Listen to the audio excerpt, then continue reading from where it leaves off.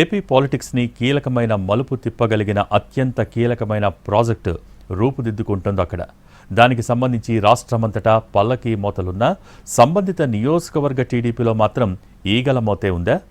ఆ ప్రాజెక్టు పేరు చెప్పి స్టేట్ మొత్తం మైలేజ్ కోసం ప్రయత్నిస్తుంటే అదే సెగ్మెంట్లో ఏం చేయాలో అర్థం కాని డైలమాలో పార్టీ లీడర్స్ ఉన్నారా? ఇంతకీ ఏదా నియోజకవర్గం? ఎందుకు తేడా కొడుతోంది? ఆంధ్రప్రదేశ్ జీవనాడిగా రూపుదిద్దుకుంటున్న ప్రాజెక్టున్న నియోజకవర్గం పోలవరం.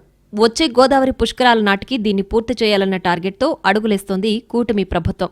రాష్ట్రమంతటా దీనికి సంబంధించిన పాజిటివ్ వైబ్స్ ఉన్నా అసలు ప్రాజెక్టున్న నియోజకవర్గంలో ఆ మైలేజ్ వస్తుందా లేదా అన్న డౌట్స్ పెరిగిపోతున్నాయట అధికార టీడీపీలో.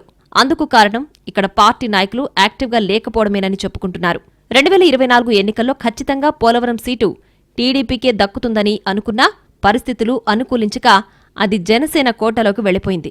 దీంతో నియోజకవర్గ పార్టీ ఇన్ఛార్జు బొరగం శ్రీనివాస్కు ట్రైకార్ చైర్మన్గా నామినేటెడ్ ఛాన్స్ దక్కింది. అదొక లెక్కైతే నియోజకవర్గ జనసేన నాయకులు తమకస్సలు ప్రాధాన్యం ఇవ్వడం లేదంటూ రగిలిపోతున్నారు స్థానిక టీడీపీ కార్యకర్తలు.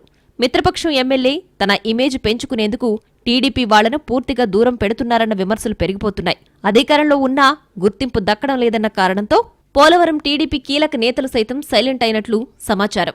నామినేటెడ్ పోస్టుతో తన వరకు బొరగం శ్రీనివాస్ కంఫర్ట్గానే ఉన్నారని భావిస్తున్న నేతలు కొందరు మరో వర్గంగా ఏర్పడినట్లు సమాచారం.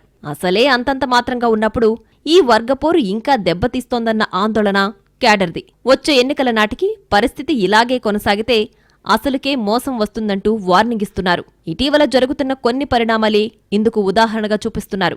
పోలవరం నియోజకవర్గ పరిధిలో నేవీ ఆయుధ డిపో ఏర్పాటు కోసం కేంద్ర ప్రభుత్వం ప్రయత్నిస్తుండగా అందుకు స్థానికుల నుంచి తీవ్రస్థాయిలో వ్యతిరేకత ఎదురవుతోంది. పరిస్థితిని చక్కదిద్దేందుకు వెళ్లిన టీడీపీ నాయకుల్ని స్థానికులు వ్యతిరేకించడం చూస్తుంటే నియోజకవర్గంలో పార్టీ పరిస్థితి అర్థమవుతోందని సొంత నేతలే చెవులు కొరుక్కుంటున్నారు.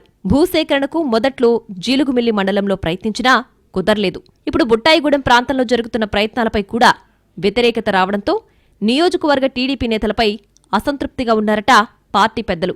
ఆయుధ డిపో విషయంలో స్థానిక నేతలు ఏమాత్రం ప్రభావం చూపలేకపోవడం చూస్తుంటే ఇక్కడ అధికార పార్టీ పరిస్థితి ఎలా ఉందో అర్థమవుతోందని అంటున్నారు పరిశీలకులు. ఒకప్పుడు తెలుగుదేశం పార్టీకి గట్టి పట్టున్న పోలవరం నియోజకవర్గంలో ఇప్పుడు రోజురోజుకి దిగజారుతోందన్న అభిప్రాయం బలపడుతోంది.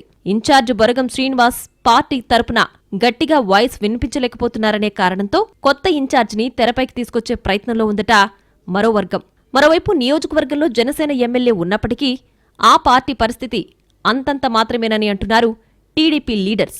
ఈ పరిస్థితుల్లో ఇప్పుడు పట్టు కోల్పోతే రేపు ప్రాజెక్టు పూర్తయినా సరే పోలవరంలో ఓటమి తప్పదని వార్నింగ్ ఇస్తున్నారు. కనీసం ఇప్పట్నుంచైనా పార్టీని బలోపేతం చేసేందుకు చర్యలు తీసుకోమని కోరుతున్నారు.